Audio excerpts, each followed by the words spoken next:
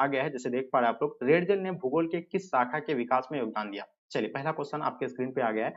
तो हम लोग जानते हैं कि देखिए रेड जेल ने जो है भूगोल के किस इसमें योगदान दिया था, तो हम लोग जानते हैं वो जो है मानव भूगोल में जो है अपना योगदान दिया था, ठीक है, जिसको मानव भूगोल का जनक भी बाद में कहा गया, ठीक है। तो इसका आंसर आप लोग का प्यारे बच्चों राइट आंसर हो जाएंगे, ठीक है। नेक्स्ट क्वेश्चन की ओर चलते हैं। क्वेश्चन नंबर दूसरा आपके स्क्रीन पे, निश्चयवाद की धारणा के अनुसार कौन सा घटक जो है महत्वपूर्ण है। देखिए निश्चयवाद की अवधारणा के अनुसार अगर देखा जाए तो महत्वपूर्ण के घटक की अगर बात किया जाए प्यारे बच्चों, तो इसका आंसर आप लोग का क्या हो जाएगा, प्रकृति जो है इसका क्या महत्वपूर्ण घटक होगा, किसके अनुसार, निश्चयवाद के अनुसार, ठीक है। तो इसका आंसर आप लोग का ऑप्शन डी राइट आंसर हो जाएंगे। वहीं बात करते हैं तीसरा नंबर क्वेश्चन, भूगोल की कौन सी शाखा प्रकृति और सामाजिक पर्यावरण के सह संबंधों का अध्ययन है। तो प्यारे बच्चों आपको पता होना चाहिए भूगोल के कौन सी शाखा प्रकृति और सामाजिक पर्यावरण के सह संबंधों का अध्ययन है। तो हम लोग जानते हैं इसका आंसर आप लोग का क्या हो जाएगा, तो ये जो होगा आपका मानव भूगोल हो जाएगा, यानी ऑप्शन आप लोग का ए प्यारे बच्चों राइट आंसर हो जाएंगे। नवनिश्चयवाद की धारणा किसने दिया था। देखिए नवनिश्चयवाद की धारणा देने वाले जो थे कौन थे, ग्रिफिथ टेलर थे। या आपको कहीं यही आपका जो है बिल्कुल इसी तरह का आप लोग एबीसीडी करके उतार लीजिएगा, ठीक है, यही आपका पेपर है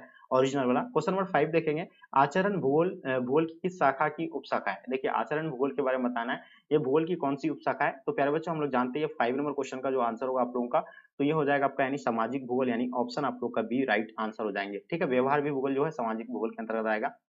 क्वेश्चन नंबर 6 देखेंगे, भूगोल की कौन सी शाखा मार्क्स के विचारों से प्रभावित है। देखिए भूगोल की जो है कौन सी शाखा मार्क्स के विचारों से प्रभावित है, तो हम लोग जानते हैं प्यारे बच्चों ये जो आंसर की अगर बात किया जाए तो ये मानववाद भूगोल, इसका आंसर आप लोग का परफेक्ट आंसर हो जाएंगे। ओके चलिए क्वेश्चन नंबर 7 देखिएगा आपके स्क्रीन पे, भूगोल में गणितीय तकनीकों के प्रयोग को क्या कहते हैं। देखिए भूगोल में जो है गणितीय तकनीक को क्या कहते हैं, इसके बारे में आप लोग को बताना है। तो हम लोग जानते हैं उसको जो है मात्रात्मक क्रांति कहा जाता है, और इसका आंसर आप लोग का मात्रात्मक क्रांति राइट आंसर हो जाएंगे। ओके चलिए वहीं बात करते हैं क्वेश्चन नंबर 8 आपके स्क्रीन पे, विश्व का सबसे अधिक जनसंख्या वाला देश कौन सा है। तो प्यारे बच्चों आपको पता होना चाहिए विश्व का सबसे अधिक जनसंख्या वाला देश की अगर बात किया जाए तो आप लोगों को पता होगा भारत, अपना भारत जो है विश्व का सबसे बड़ा जो है क्या जनसंख्या वाला देश है। और एक चीज और भी आप लोगों को बता दें कि पहले चीन था, लेकिन अभी जो एक नंबर पर था भारत आ गया, ठीक है। वहीं बात करते हैं 9 नंबर क्वेश्चन, किसी स्थान की कुल जनसंख्या तथा कुल क्षेत्र के अनुपात को क्या कहते हैं। बताइए किसी स्थान की कुल जनसंख्या तथा कुल क्षेत्रफल के अनुपात को जो कहा जाता है उसका जनसंख्या घनत्व कहा जाता है, और इसका आंसर प्यारे बच्चों ऑप्शन सी आप लोग का राइट आंसर हो जाएंगे। 10 नंबर क्वेश्चन, निम्न में से किन क्षेत्रों में जनसंख्या घनत्व कम पाया जाता है। देखिए आप लोग जानते हैं कि जहां उच्च ताप होगा वहां जनसंख्या नहीं पाया जाएगा, बिल्कुल भी नहीं पाया जाएगा। मरुभूमि में बिल्कुल भी लोग नहीं रहना पसंद करेंगे, ठीक है।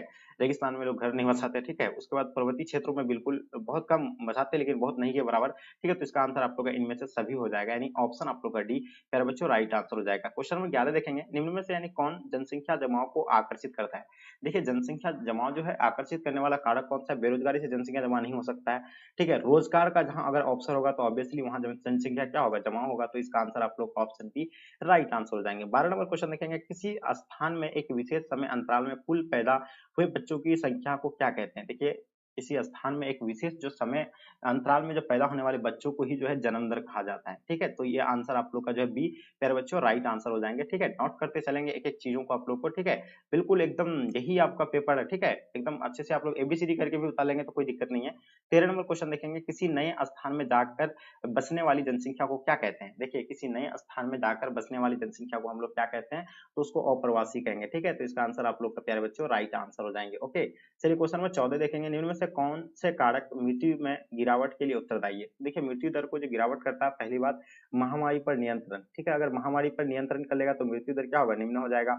संक्रमण एवं रोग पर नियंत्रण, अगर रोग पर यानी बीमारी पर नियंत्रण कर लेगा तो ये दोनों जो होगा क्या होगा, यानी कम हो जाएगा। तो इसका आंसर आपको क्या हो जाएगा, सी जो है प्यारे बच्चों राइट आंसर हो जाएंगे। ओके क्वेश्चन नंबर 15 देखेंगे, जनसंख्या संक्रमण सिद्धांत के किस अवस्था में जन्म तथा मृत्यु दर दोनों ही उच्च होती है। तो बताइए प्रथम या द्वितीय या आपका तृतीय या चतुर्थ। हम लोग जानते हैं प्रथम अवस्था में जो है जन्म दर भी उच्च होता है और मृत्यु दर भी जो है क्या होता है, उच्च होते हैं। तो इसका आंसर आप लोग का ये राइट आंसर हो जाएंगे। क्वेश्चन नंबर 16 देखेंगे, भारतीय जनगणना किस वर्ष यानी किस वर्ष के अंतराल में होता है। देखिए कितने वर्ष के अंतराल में होता है, हम लोग जानते हैं जनसंख्या जो है 10 वर्ष के अंतराल पे होता है, और इसका आंसर आप लोग का बी प्यारे बच्चों राइट आंसर हो जाएंगे। तो बच्चा वाला सवाल है, सब तो पूछा गया है। 17 नंबर क्वेश्चन, 2011 की जनगणना के अनुसार भारत का कौन सा राज्य सबसे अधिक जनसंख्या वाला है। तो हम लोग जानते हैं जनसंख्या वाला अधिक जो राज्य है कौन सा है, उत्तर प्रदेश जो है सबसे ज्यादा जनसंख्या वाला राज्य है। ओके, ऑप्शन डी आप लोग का राइट आंसर हो जाएंगे। वहीं अगर बात करें हम लोग अगर कम जनसंख्या की, तो सिक्किम आप लोगों को तो पता ही है, और ठीक है, जन क्षेत्रफल की दृष्टि तो आप लोग बताइए। क्वेश्चन नंबर 18 देखेंगे, निम्न में से किस क्षेत्र में जनसंख्या घनत्व ज्यादा है? ठीक है, चलिए आपको क्या ही बताना, और यही तो पेपर ही है, तो आप लोगों को क्या ही ज्यादा डिटेल्स बताएंगे, सिर्फ आप लोग बस नोट कर लीजिए। निम्न में से किस क्षेत्र में जनसंख्या घनत्व ज्यादा है?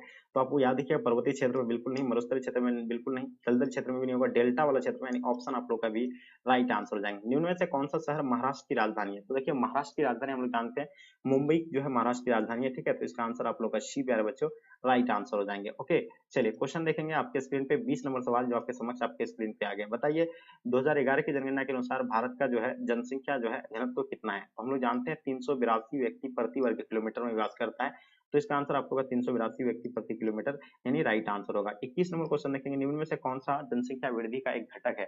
तो हम लोग याद करते हैं जनसंख्या वृद्धि के अगर घटक की बात किया जाए तो जन्म दर भी होगा, मृत्यु दर भी होंगे, प्रवास भी होंगे, इनमें से सभी। तो प्यारे बच्चों, इसका आंसर आप लोगों का ऑप्शन डी राइट आंसर हो जाएंगे। वहीं बात करते हैं 22 नंबर क्वेश्चन, निम्न में से किस अवधि में भारत में जन्म तथा मृत्यु दर दोनों अधिक है? तो याद रखिएगा, ये 1951 से लेकर 21 का 81 का अवधि जो है सबसे ज्यादा माना जाता है। ठीक है, इसका आंसर आप लोग का सी राइट आंसर हो जाएंगे। देखिए, सब जो 1981 में ही माना जाता है, लेकिन यहाँ आपका दिया हुआ 51 से तो मानना ही पड़ेगा। शिलोंग किसकी राजधानी है? तो हम लोग जानते हैं शिलोंग जो है मेघालय का राजधानी कहाँ है? शिलोंग है, तो इसका आंसर आप लोग का जो है बी राइट आंसर हो जाएंगे। ओके, चलिए क्वेश्चन देखेंगे 24 नंबर क्वेश्चन, निम्न में से किस वर्ष में राष्ट्रीय युवा नीति शुरू की गई थी? देखिए, राष्ट्रीय युवा नीति जो शुरू किया गया था, ये कब किया गया था? 24 नंबर क्वेश्चन का आपको आंसर बताना है। तो हम लोग जानते हैं 24 नंबर का आंसर आप लोग का क्या हो जाएगा, ये कमेंट करके आप लोग जरूर बताइए। क्वेश्चन देखेंगे 25 नंबर क्वेश्चन, निम्न में से कौन जनसंख्या संगठक के घटक है? तो याद रखिएगा कौन सा घटक है। 25 नंबर क्वेश्चन काफी इंपॉर्टेंट है, तो याद रखिएगा ये लिंग अनुपात भी होगा, उसका साक्षरता दर, शिक्षा, ये सभी हो जाएगा। तो इनमें से आंसर आप लोग का डी राइट आंसर हो जाएंगे। बेंगलुरु मैसूर औद्योगिक क्षेत्र किस राज्य में स्थित है? तो देखिए, बेंगलुरु मैसूर औद्योगिक क्षेत्र जो होगा आपका यानी कर्नाटक में होगा, तो ऑप्शन आप लोग का बी राइट आंसर हो जाएंगे। 27 नंबर क्वेश्चन, भारत में सबसे बड़ा धार्मिक अल्पसंख्यक समुदाय कौन सा है? तो देखिए, भारत में सबसे बड़ा धार्मिक अल्पसंख्यक समुदाय की अगर बात किया जाए तो यह हो जाएगा मुस्लिम, जो होगा इसका आंसर आप लोग का डी राइट आंसर हो जाएंगे। ओके, चलिए आगे देखेंगे। अब हम लोग क्वेश्चन नंबर 28 देखेंगे, आपके स्क्रीन पे आ गया है।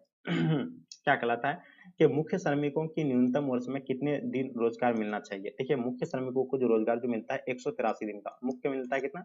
183, यानी 6 महीने का। ठीक है, उसके बाद हम लोग देखते हैं क्वेश्चन नंबर आपके स्क्रीन पे 29 नंबर क्वेश्चन आपके समक्ष में आ गया। ठीक है, उसके बाद हम लोग देखते हैं 29 नंबर, शादी के बाद महिलाओं का एक गांव से दूसरे गांव में होने वाली प्रवास को किस प्रकार का प्रवास कहा जाता है? देखिए, उसको जो है आंतरिक प्रवास भी कहेंगे हम लोग, क्या कहेंगे उसको? आंतरिक प्रवास कहेंगे, ग्रामीण से ग्रामीण प्रवास भी कहेंगे, अस्थायी प्रवास भी कहेंगे। तो इसका आंसर आप लोग का ऑप्शन डी राइट आंसर हो जाएंगे। ठीक है, अब हम लोग बात करते हैं लास्ट और अंतिम क्वेश्चन, जो आपका पेपर का लास्ट क्वेश्चन, आप लोगों को पता है कि 30 ही प्रश्न जो है पूछे जाते हैं। ठीक है, हुगली नदी के सहारे कौन सा उद्योग विकसित है? कपास बिल्कुल नहीं, क्योंकि कपास तो है ही नहीं, उससे तांबा भी नहीं होगा ये। तो जूट के लिए बिल्कुल ये आंसर आप लोग का जो है बी, प्यारे बच्चों, राइट आंसर हो जाएंगे। तो डियर, ये जो था आपका यानी ओरिजिनल पेपर था, जो आपको हम अभी सॉल्व करवा दिए हैं। तो प्लीज आप लोग अपने अपने फ्रेंड्स के ग्रुप वगैरह जहां भी हर जगह आप लोग शेयर करें, ताकि आपके दोस्त लोग को भी जो है ये हेल्प होंगे, क्योंकि यही आपका पेपर है ओरिजिनल वाला। ठीक है, अब हम जो है इसका नेक्स्ट वाला क्लास में हम आपको सब्जेक्टिव वाला भी प्रश्न जो है करवा देंगे। इसका सब्जेक्टिव प्रश्न क्या है आपको वो भी करवा देंगे। ठीक है, तो ये था आपका यानी ऑब्जेक्टिव वाला जो हम क्लियर करवा दिए।